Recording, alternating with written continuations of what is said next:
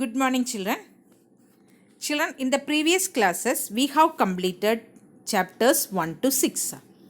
So, today I am going to start our next chapter, that is coordinate geometry.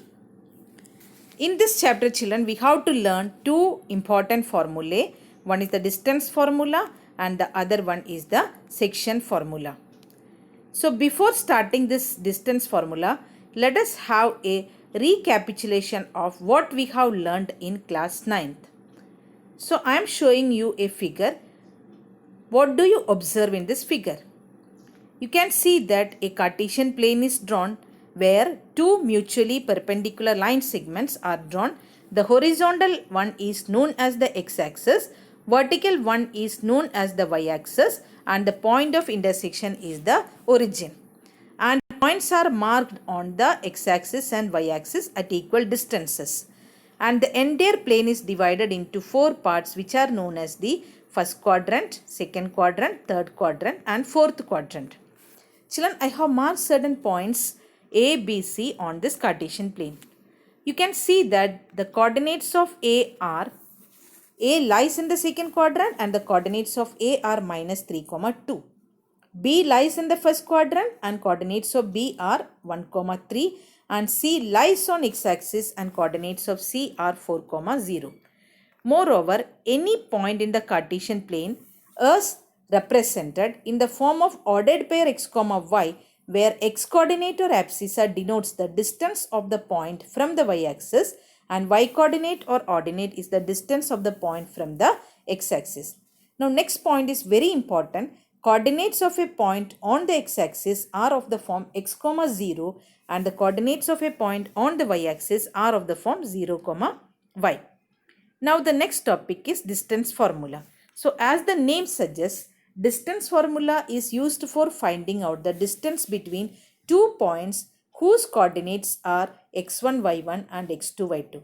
The formula is this: the distance between the points p x1, y1 and q x2, y2 is given by pq equal to under root x2 minus x1 the whole square plus y2 minus y1 the whole square.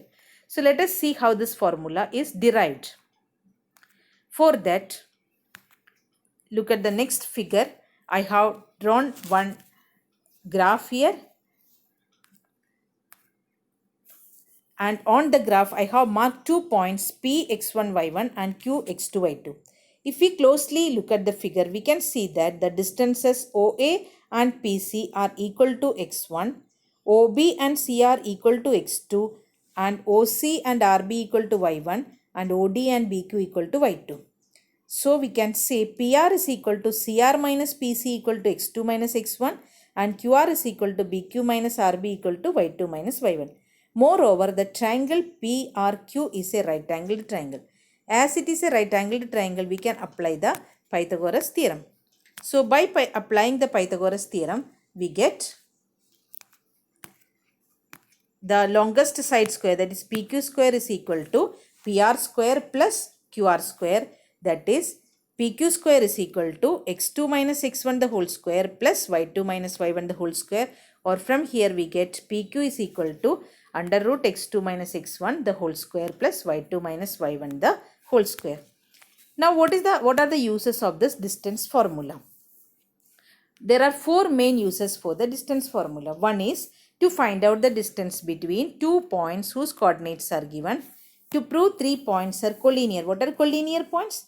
Collinear points means points which are lying on a straight line. I have shown the figure of 3 collinear points ABC. So these 3 points are collinear in this order if the longer distance, that is AC, is equal to sum of the shorter distances AB plus BC.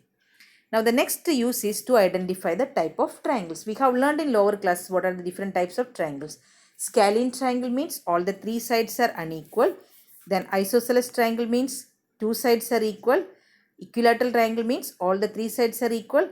And right triangle, we can prove Pythagoras theorem, that is sum of the squares of smaller sides is equal to square of the larger side. Now another use of section formula is to identify the type of quadrilateral. What are the different types of quadrilaterals? One is parallelogram. For proving a parallelogram, we have to prove that opposite sides are equal and diagonals are not equal.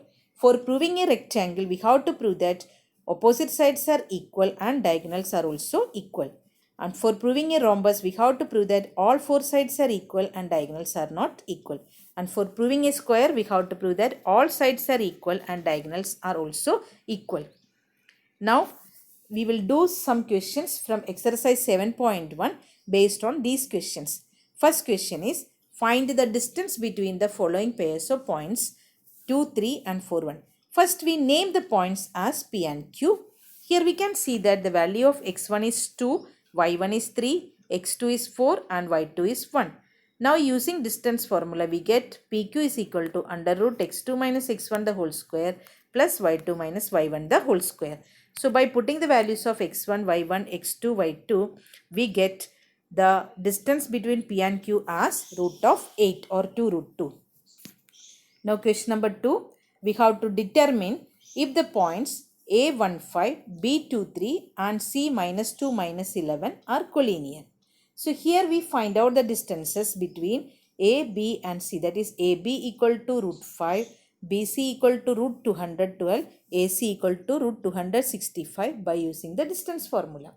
Now here we can see that AC is the longest distance, which is not equal to the sum of the shorter distances. So our conclusion is the points are not collinear. If points are collinear, what we can prove? The longer distance is equal to sum of the shorter distances. Here the condition is not satisfied, so the points are not collinear. Now one more question we will see, children, that is question number 4. Question is, check whether the points A5 minus 2, B64 and C7 minus 2 are the vertices of an isosceles triangle. So like in the previous question, children, we find out the distances between AB, BC and AC by using the distance formula. Now here we are getting AB equal to root 37, BC is root 37 and AC is 2. So AB and BC are equal, that means two sides are equal, means it is an isosceles triangle. So children, I hope the distance formula is clear to you now. So your homework is this, you have to try the questions, whichever questions are left up to question number 6 you have to do. Okay, now next meeting is on Wednesday, same time. And after today's both the sessions, you just tell me the feedback of my class. Thank you children. Have a good day.